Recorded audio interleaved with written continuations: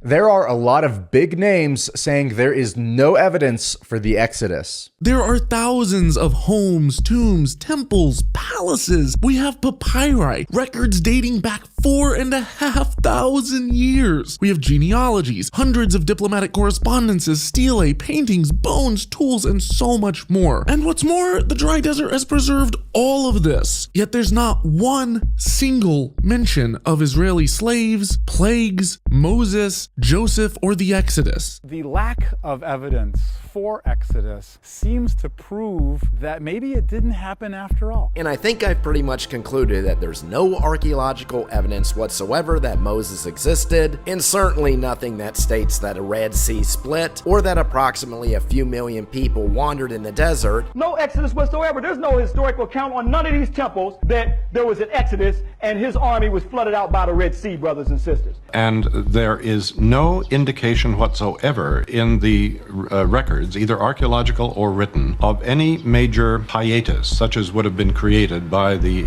expulsion of upwards of 2 million people, if we believe the biblical record. If we can't trust the second book of the Bible, why should we trust the rest of it? Before my father died, he thought it was important to present a list of evidence for the Exodus on radio in Denver, evidence for the Exodus as recorded in the Bible. He devoted a great deal of time to studying the historical evidence, and you will be shocked at just how much evidence there is.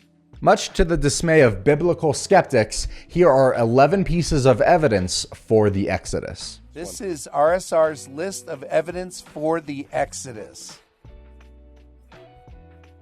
To begin with, I had the honor of interviewing Tim Mahoney in studio. We did 2 shows, and I got to go to dinner with him and his wife. We had a wonderful time. And at dinner, I gave Tim another piece of evidence that's not in his film. And he was floored. I was floored when you told me about it. In fact, Fred, to prepare for this series, I called Tim again and gave him our research material to establish the fact that the word Pharaoh is not an Egyptian word. Pharaoh did not come from Egypt for the Egyptians. The word Pharaoh. That is stunning because it's the title for the king of Egypt. Yeah, the title for the king, and it came from Hebrews, right? The Jewish people. The Jews gave to the world the word Pharaoh. And in fact, they gave to the Egyptians the name for the Egyptian king, Pharaoh, which is a Hebrew word. So on our list, which is on our website now, rsr.org/Exodus, it couldn't be easier to find. You will see all the information from scholars, and including this extraordinary online thesaurus where you can actually search for hieroglyphic words. Yeah, you can actually see the hieroglyphics, right? I just love all that. Yeah, it's amazing. And so language is a historical monument. In fact, maybe the greatest historical monument for any culture is its language. The fact that the peoples of the world refer to the kings of ancient Egypt with the title Pharaoh, yeah, with the Jewish word, is overwhelming evidence for the interaction of the Jews with the Egyptians, whereas atheists and skeptics will say the Jews had no significant interaction with the Egyptians. But you just mentioned Pharaoh Senuseret III. Why did you call him Pharaoh? You called him Pharaoh because that's the Hebrew title for the king of Egypt. It's based on an Egyptian word for palace, in the way we might say, well, today the White House issued a statement. Well, the White House doesn't issue a statement. That's a metaphor for whoever is the president who lives at the White House.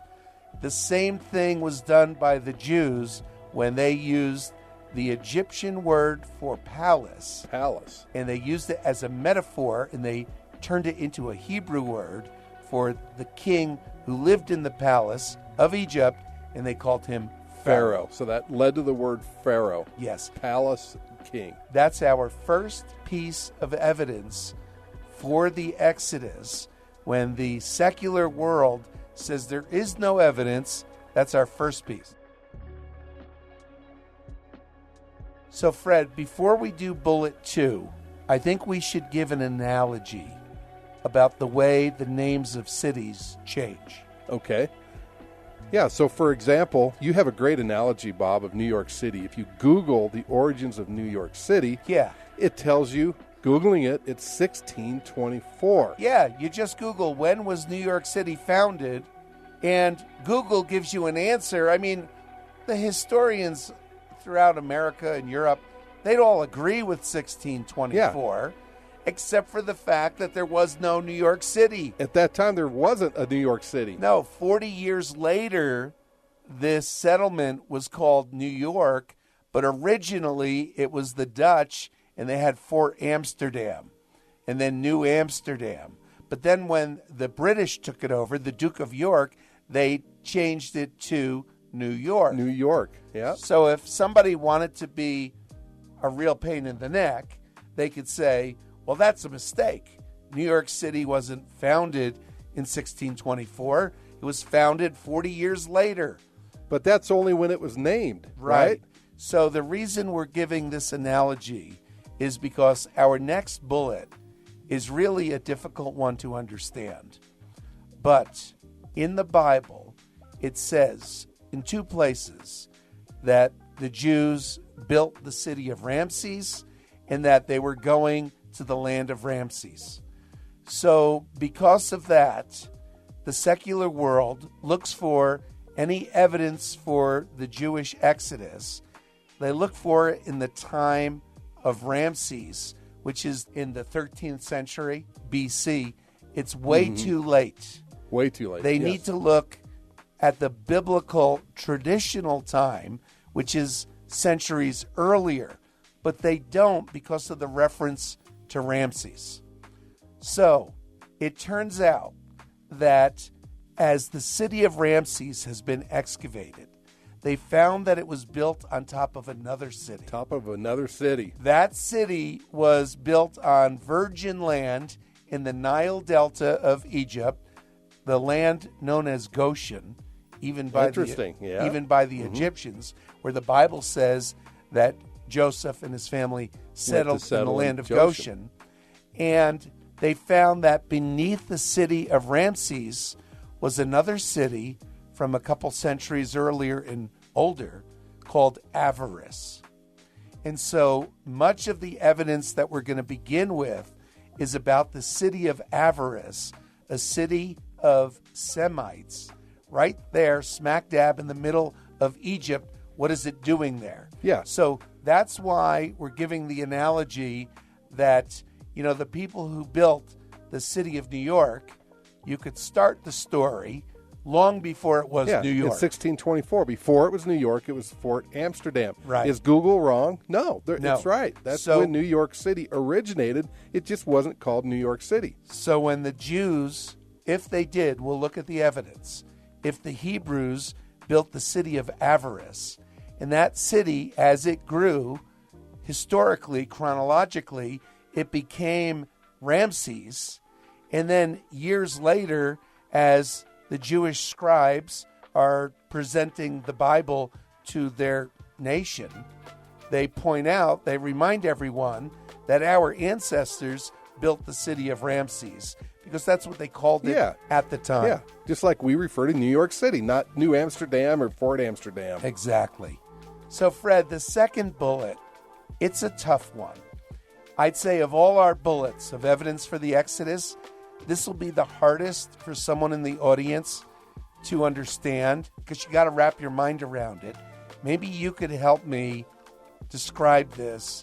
It is an argument that secular Egyptologists use against the Exodus to claim that it never happened. Yes. So they claim that the Exodus did not happen in the 13th century. And we've kind of already explained why, if it was going to happen according to the Bible, it would have to be the 13th century because of this error they make with these assuming cities. That it would have been happening at the time of Pharaoh Ramses. That's right. The great builder, who he was a great builder. And it works wonderfully for Hollywood, you know, to have Ramses, the Pharaoh of the Exodus. It's just not the biblical timeline as you put together the chronological date statements in the Bible. Yeah, so they're looking at a period of time when they claim that the Exodus should have happened, and it didn't. So we all agree that the Exodus didn't happen in the 13th century, right? We all agree it did not happen, and so they look in the 13th century for evidence, and they don't find it. That's right. And I love how you summed this up. It's excellent. So quoting Bob Enyart, the Exodus never happened, but when it never happened, it was in the 13th century BC. Yeah, that is just That's right. when it didn't happen. That is their century. argument. Their argument is it never happened, and when it never happened is in the 13th century BC, and that's that. Yeah, because that's the only place they look. Right, and so if there is a mountain of evidence centuries earlier, it is systematically rejected. It is not considered because they say it's in the wrong period. Yeah. And you say, well, when was the Exodus? Well, the Exodus did not happen in the 13th century, and that's when it did not happen. That's right. That's their logic. And so we will only look in the 13th century. So if you've got that point down, then I think we could proceed. Yeah. Okay, Bob, so the next bullet is the city Avaris was home to a Semite population. Now, this comes from Egyptologist Manfred Beitak. Yeah, Bietak. He's considered one of the greatest Egyptologists alive today. He's been doing field work, digging in the ground for 40 years. And Fred, he's excavating this 15th century BC city, and it's under part of the city of Ramses. Yep. So it's beneath it. It's beneath it. Like what you and I have been talking about. It's considered one of the largest cities of the ancient world. It is built on more than 600 acres. And what's amazing about it is that it is not Egyptians. Egyptians didn't live in the city. Somebody else did. Somebody else did. And they're Semites, right? But these are people from the area of Palestine. Canaan, Syria, Palestine, Semites. Back then, at this time in history, it might be difficult to distinguish a Hebrew from a Canaanite living in Egypt. So what they do acknowledge, though, they recognize, and these are scientists, archaeologists, Egyptologists, who don't believe in the Exodus. So they're not biased to support the Exodus, but they're saying this is a city of foreigners, and they are Semites, which, of course, anti-Semitism, people who hate the Jews. Semites are a group larger than just the Jews, but it includes, of course, the Hebrews. That's right. So, as the next bullet point points out, the houses in Avaris were of foreign design. That's what his archaeological work is showing. Clearly of foreign design. And more than that, though, right? Yeah. In fact, some of the houses buried beneath their floorboards, so to speak, they buried their dead. Now, this is creepy to me, Fred. I don't know what you think, but if Grandpa dies, I wouldn't want him buried beneath the living room. Yeah. I just not comfortable with that. I don't like that either. Okay. But this was a practice that goes back to the home country of Abraham in Ur of the Chaldees, where Abraham was born, where he grew up.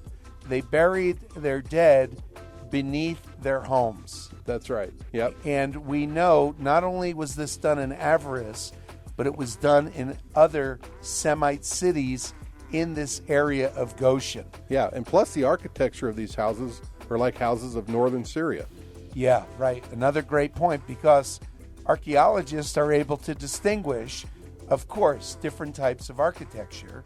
And here you have Egyptian-style homes, and now here you have Semite-Syrian-style homes. Yep. And when Jacob and his family moved to the land of Goshen, you would expect that, okay, they're getting ready to settle in for the long haul. They are moving here, their entire tribe, and they were wealthy. They're undoubtedly going to build good homes. They're not going to build shacks. They're not going to live in tents. They're going to build good homes. So they're going to look at the land where they're from. Like you said, the land of Palestine, the land of Canaan, Syria there. And they're going to take a model for what was then considered a modern home, and that's where they're going to build in Egypt. That's right. And so, again, this is from an Egyptologist who's hostile to the Bible, to the Exodus account. He's the one who's uncovering all this evidence. And this next one, he points out that Avaris is a major city of foreigners. That's what this is showing, a major city of foreigners. And the population was between 25 and 30,000 foreigners, people who originated from Canaan, Syria, Palestine, according to Manfred Betak. So that's pretty awesome, right? He's telling us, based on his research, and as we go through the bullets, we'll see why he came to that conclusion. And in that part of history, you go back that far, 3,500 years or more, that is an enormous city. It's one of the largest cities in the ancient world, up to 30,000 foreigners who originated from Canaan, Syria, Palestine. I love it. And what I like, what he says here is, obviously this town enjoyed something like a special status, like a free zone or something like that. Boy, doesn't that sure sound like what would have happened with Joseph going to this Goshen? And because he was being honored. He's a very honored person in Egypt at the time, in Egypt history. He was very honored. Yeah, remember the account where he was sold by his brothers as a slave. He was brought in a caravan to Egypt, and Potiphar and Potiphar's wife, he ends up getting thrown in prison, and he's able to interpret dreams because God is helping him. And then Pharaoh has this dream, and the cupbearer says, well, when I was in prison, there was a guy who really knew how to interpret dreams. And so, Fred, then not only did God give to Joseph the interpretation of the coming 7 years of plenty and then 7 years of famine, but through the blessings that Joseph experienced from God, he was able to make Egypt wildly wealthy in preparation for those lean years. And people from all around throughout that region of the world came to Egypt for grain so that they could survive. Yeah, and the Pharaoh loved this Joseph. I mean, he nailed the dream to a T, and the Pharaoh made him second in command. The only guy Joseph answered to was the Pharaoh. That's how impressed he was. He had to know it came from God, right? Yes. So Egyptologists have also noted that these Semites who lived in the city of Avaris, they were very prosperous, and they themselves didn't own slaves, which is real interesting. Yeah, that is. So the next bullet point is Pharaoh's support for the foreigners of Avaris. Yeah, because this population, they immigrated into Egypt, obviously under the protection of the crown. You just don't have, especially at this time in history, and back when Barack Obama wasn't Pharaoh. There is a funny book from National Geographic about King Tut. Yeah. And Fred, you've seen it, right? Oh, yeah. They published it when Obama just became president, and they made King Tut look exactly like Barack Obama. I think really it's does. hysterical. It is hysterical. You can see it on our website, rsr.org/Pharaoh, and we titled that show Barack Tut Obaman Common.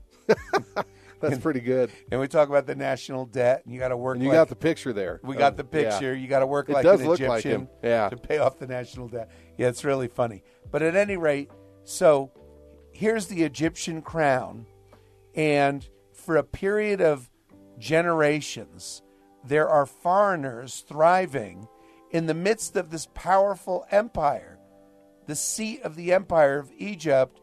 And why are all these foreigners prospering there? So again, back to this Betak, this Egyptologist who's hostile to our belief of the Exodus.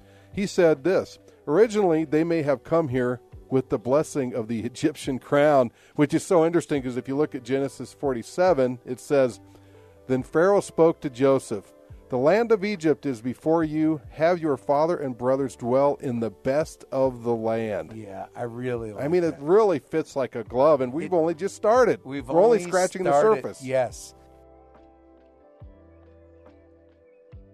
So, Fred, then there is another archaeologist, Professor John Bimson of Trinity College over in England, and he says that Avaris is not the only city in the region that has Semite populations. Yeah, there's 20 other partially excavated settlements that show people that come from the land of Canaan, Palestine, Semites. They're lighter colored people, and they're from north of Egypt, including that land of Canaan. And these settlements, now we don't know how big they are because the information is still in the dirt, still buried. And there is a scary thing there, Fred. You know, Bimson points out that before they dug up Avaris, they didn't know how big it was. Mm-hmm. It's enormous. Yeah. Now there are these 20 other partially excavated settlements of Semites, but the water table in the Nile Delta is rising. Mm-hmm. Yep. And that means that there's a tremendous wealth of archaeological evidence that is being lost. Yeah. Yep. And part of the difficulty is the political and religious tension, like the Egyptian Brotherhood, which is akin to Hamas and Islamic Jihad and all that disaster from that part of the world and from Islam generally. So there's a lot of political turmoil, religious turmoil, and it's not easy to continue archaeological work in Egypt. It is going on. I'm so thankful that it is. But there could be far more resources poured into getting this information before it's lost. Well, I'm sure the rising Nile is probably global warming. Oh, it's got to be from global warming, which ended 20 years ago. Yeah, exactly. Okay, so Professor Bimson, I'm thankful that he has pointed out that we're not only talking about Avaris, we're talking about over 20 settlements of Semites there in Goshen. In an area of Goshen. They all fall within the land called Goshen. And again, from Genesis 47, Israel dwelt in the land of Egypt in the country of Goshen and grew and multiplied exceedingly. And we'll talk about that, grew and multiplied exceedingly. Yeah, we'll do more of that. But the next bullet point has to do with the word Goshen. This is so interesting because it's similar to the word Pharaoh. Yeah, it's another word that has its origins in the Hebrew language. Yeah, and this, interestingly, you go right to Wikipedia, which is funny because Wikipedia is hostile to the biblical worldview. Yeah, and if you try to post anything biblical on it, someone tears it down. So often, immediately it gets removed. Yeah. But this has been on there for some time now about the word Goshen. The article on this topic says that this word seems to only have meaning through Hebrew, as if it were a word meaningful only to the Hebrews who settled there. And they talk about a root meaning of cultivated. And of course, the Jews went there because of the prosperity that came from the land of Egypt. So they would be shepherds and they would cultivate the land. Yep. So two different words, Pharaoh and Goshen, both came from the Hebrew language. And eventually the Egyptians themselves referred to that part of their country as Goshen. As Goshen, that's right. As far as we know, the earliest reference to Goshen was in the 26th dynasty, which is about 900 years later from the traditional date of the Exodus, not quite. But it's so interesting that the Egyptians eventually called their kings Pharaoh, and they eventually called this part of the Nile Delta Goshen. Yeah, and the atheists who deny this, they're at least they're very consistent. You have all this evidence, but somehow it being named Goshen, it's just a coincidence, and coincidence upon coincidence. It's kind of like evolution. Right. This is becoming shooting fish in a barrel again, Bob. Yeah, I think so. The evidence keeps mounting. So the next one, and we talked a little bit about this before, but burial. The way that the Jews, the Semites, buried their dead is totally different than how the Egyptians did. And part of the difference is the things they buried the dead with, like the pottery in these homes in Avaris, in these various Semite settlements. It was Canaanite-style pottery. And Fred, there are scholars who that's all they do. They study the pottery of the ancient world because the trends changed. And as the trends changed, you can tell what the time period is and what the culture was that created this pottery. So you've got Canaanite pottery and weapons that were used by the Canaanites as part of the burial of the residents of Avaris. So that is yet another way that these archaeologists are identifying the Semites who lived smack dab in the middle here of Egypt. That's right. So the next bullet point is that they found that these Semites were shepherds. Yeah. Now that's super interesting. It's funny because the producer of the film, Tim Mahoney, he asked this Egyptologist, could these foreigners have been the early Israelites? And even though this Egyptologist rejects this idea, as we mentioned before, totally not possible. He doesn't believe it. His reaction is interesting. He says, we have some evidence of sheep herders. We find again and again in this area pits with goats and sheep, so we know sheep herders. Right. And of course, from the Bible, we read that Joseph said, I will go up and tell Pharaoh, my brothers and those of my father's house who were in the land of Canaan have come to me, and the men are shepherds. So I do like it where Manfred Bitak says, well, we know that they were shepherds. Yes. But again, they cannot be the Hebrews of the Bible because they're in the wrong period. Yeah, it has to be the 13th century. Why are they in the wrong period, Manfred? Because the Exodus did not happen, and when it did not happen was in the 13th century. Yeah. Their advisor is only looking at the 13th century, and they're like, don't bother me about this other stuff. Yes. So, Bob, this last bullet point is great, but it's going to have to be a teaser for the next show. We'll tell you a little bit about it, but man, it's awesome.